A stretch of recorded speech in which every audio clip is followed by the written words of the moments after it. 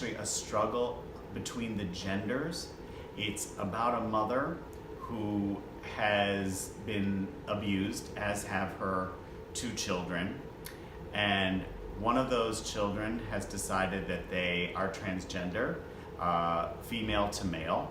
And she is fully embracing that as a way to get back at her abusive husband, who has had a stroke and who she now completely controls.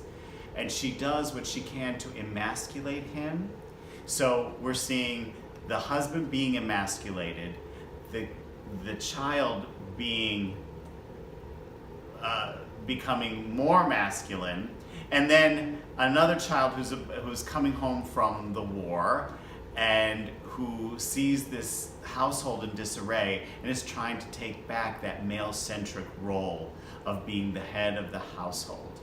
It all sounds very serious. It is absurd in many ways, but it is a comedy. And I think one of the more interesting plays with a lot of subject matters that we haven't tackled at Island City Stage.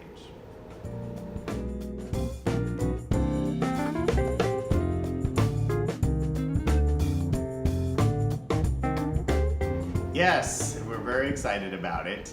The musical is Xanadont, and it's a musical that's had a cult following for a lot of years. It had a successful off-Broadway run about 12, 13 years ago. And so I've been familiar with it for a long time. I remember getting the CD and really enjoying the score. It's very bouncy and lively, lots of fun. It takes place at Hartsville High, which is a heterophobic high school, because in this world, being gay is the norm and being heterosexual is really taboo. And so they decided, this high school, that they're going to do a play about heterosexual equality, and that they shouldn't have to live through don't ask, don't tell. And of course, 2 of the characters, one male, one female, do end up falling in love. It's very magical, it's lots of fun, it's silly, and I think it's something our audience has been asking for, so we're really excited to present it.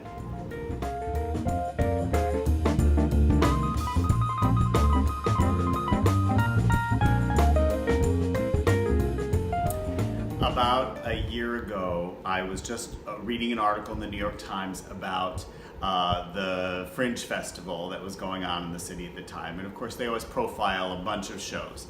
And so I see this little paragraph about this play called The Radicalization of Rolf, and it describes the character Rolf from The Sound of Music, and who is now has a gay lover, and how he gets involved in the Nazi party. I thought, wow, that's a really perfect story for us. So I had to do a little research, finally got a hold of the playwright who sent me the script, and I was fortunate enough to actually get to see a little revival they did of the Fringe workshop last fall, and said this is definitely a great play for us.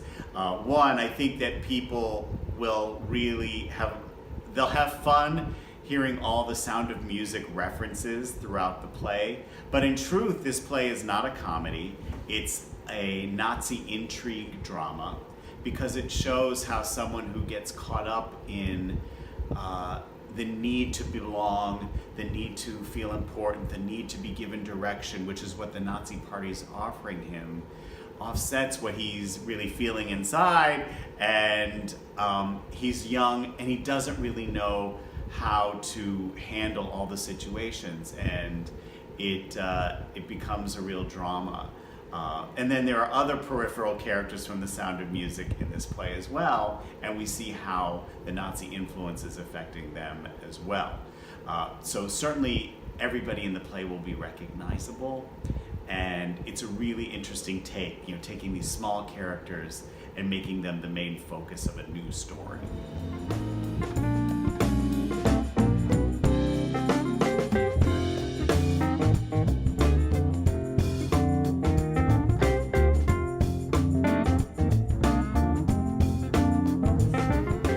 Well, the first thing I'd have to do is probably learn all the texting lingo, because there's a lot of abbreviations. I have no idea what they mean. I'll receive texts from people, I'm like, I don't know what this means.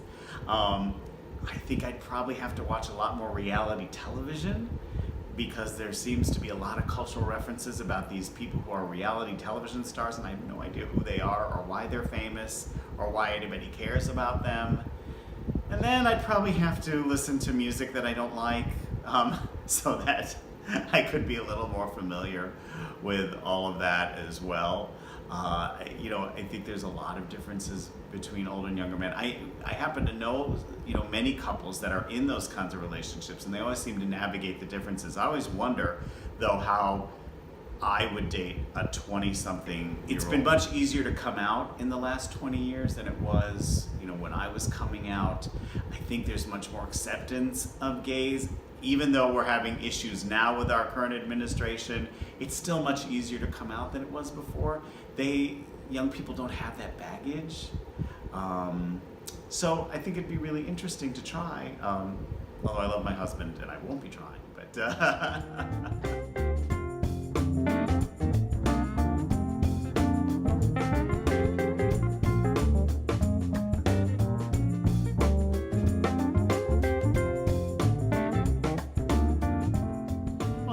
that it changes every year. Some years we have themes. Every year how the order of the shows changes, how we get to the order of the shows changes. And I think that there's always fun, light summer entertainment.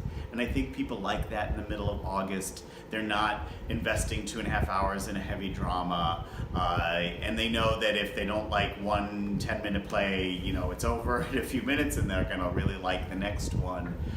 So I think our audiences really come to enjoy this festival. And of course, we really enjoy working with City Theater on developing and finding these pieces.